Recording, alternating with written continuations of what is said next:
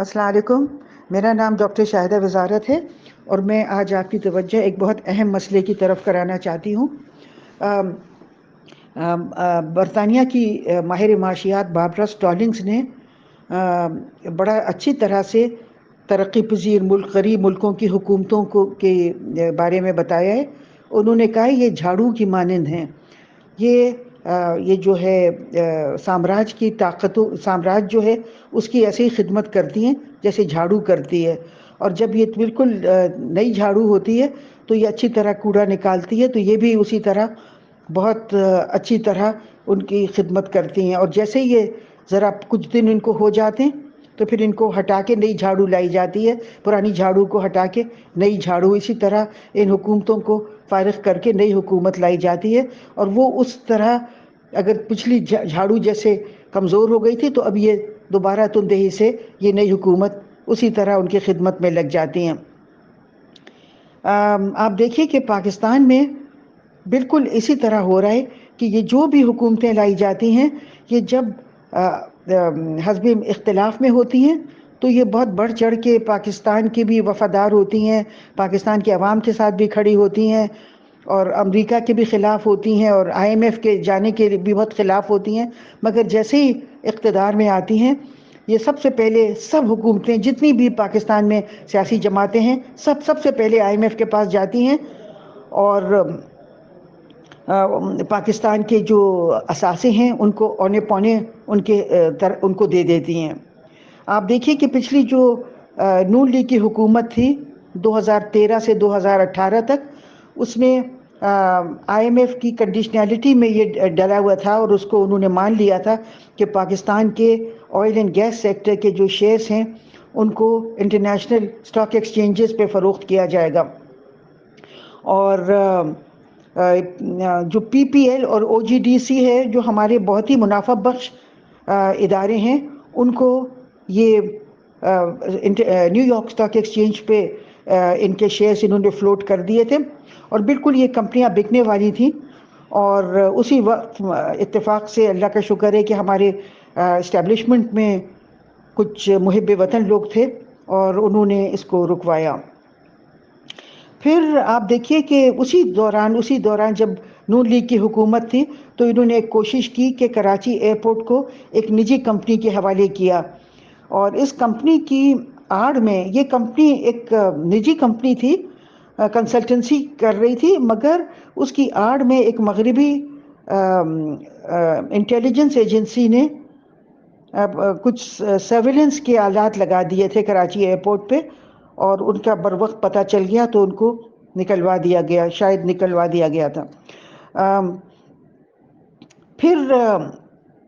جیسا کہ آپ دیکھیے کہ پھر پچھلی PTI کی جب حکومت آئی تو انہوں نے بھی اپنا پوری طرح حصہ ادا کیا خدمت کی عالمی یہ جو سامراج ہے اور پاکستان کو IMF کے پاس لے جانے میں اور پاکستان کی معیشت کو تباہ کرنے میں بھی اپنا حصہ رول ادا کیا. اور پھر اسٹیٹ بینک کو IMF کے حوالے سپرد کر کے انہوں نے اسٹیٹ بینک کو نہ صرف امریکہ کے حوالے کیا بلکہ ہندوستان کے بھی حوالے کر دیا، کیونکہ ہندوستان کی جو گیتا گوپی ناتھ ہیں وہ ڈپٹی مینیجنگ ڈائریکٹر ہیں IMF کی، اور وہی ترقی پذیر ممالک جو IMF سے قرضے لے رہے ہیں وہی ان سے ڈیل کر رہی ہیں. پھر جب نون لیگ کی اب دوبارہ حکومت آئی تو وہ ہمیشہ اپنا کام وہیں سے شروع کرتے ہیں جہاں انہوں نے پچھلا کام کو جہاں پہ چھوڑا تھا. اور اس دفعہ بھی انہوں نے پوری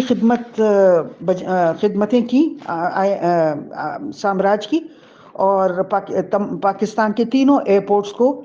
ایک نجی کمپنی کے حوالے کرنے اور اس نجی کمپنی کی آڑ میں اب اور کون اس میں ملوث ہوگا ہمارے ایئرپورٹس کے سرویلنس میں. اور آپ یہ دیکھیے کہ IFC کو انہوں نے معاونت ان کی حاصل کی ہے. IFC جو ہے وہ ورلڈ بینک کا وہ نجی شعبے سے ڈیل کرنے والا ادارہ ہے. اور یہ اس کے باوجود ہے کہ ورلڈ بینک نے جب پاکستان نے IPPs کے ساتھ معاہدہ کیا تو ورلڈ بینک نے گاڈ فادر کا رول ادا کیا تھا اور اس نے ایسا ایک معاہدہ کروایا تھا جس کی وجہ سے IPPs آج بھی ہمارے گلے پڑے ہوئے ہیں۔ پھر جب ریکوڈک کا پاکستان کا اور ان کا کمپنی کا یہ مسئلہ چل رہا تھا تو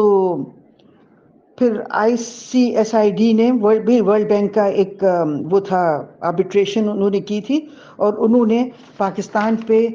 بغیر پاکستان کے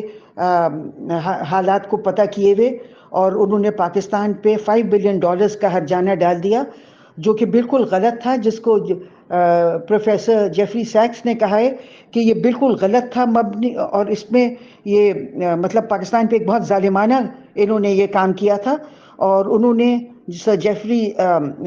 ڈاکٹر جیفری سیکس نے ان تمام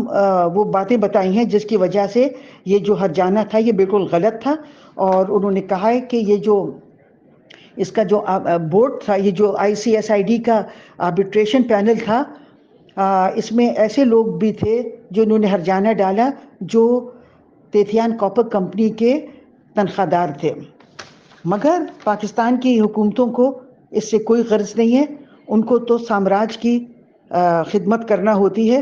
اور انہوں نے یہی ہماری مختلف سیاسی جماعتوں نے پاکستان کو بالکل ایک لاوارث بچے کی طرح بنا دیا ہے کہ جب بھی ان کو حکومتوں میں یہ آتے ہیں یہ پاکستان کے مفادات کو بہت بری طرح مجروح کرتے ہیں، اور پاکستان کے سارے اثاثے بیرونی کمپنیوں کو اور بیرونی ملکوں کو دے دیتے ہیں، اور بڑا افسوس ہوتا ہے کہ یہ ہیں ہمارے وہ لوگ جن کو پاکستان کے مفادات کا تحفظ کرنا ہے، یہ اسی لیے لا کے بٹھائے جاتے ہیں کہ یہ بڑی طاقتوں کا اور ان کے کمپنیوں کا تحفظ کرتے ہیں۔ جب تک پاکستان میں بیرونی ملکوں کا اور بیرونی ایجنسیز کا رول ختم نہیں کیا جائے گا، پاکستان ایسے ہی بلکتا اور سسکتا رہے گا۔ اور میں سمجھتی ہوں کہ اگر کوئی ملک میں ابھی ہیں کوئی محب وطن لوگ تو ان کو آگے آ کے اپنا رول ادا کرنا چاہیے، ورنہ میں سمجھتی ہوں کہ بہت سخت دن آ رہے ہیں ہم لوگوں کے لیے، پاکستان کے لیے اور پاکستان کے لوگوں کے لیے۔ بہت شکریہ، اللہ حافظ۔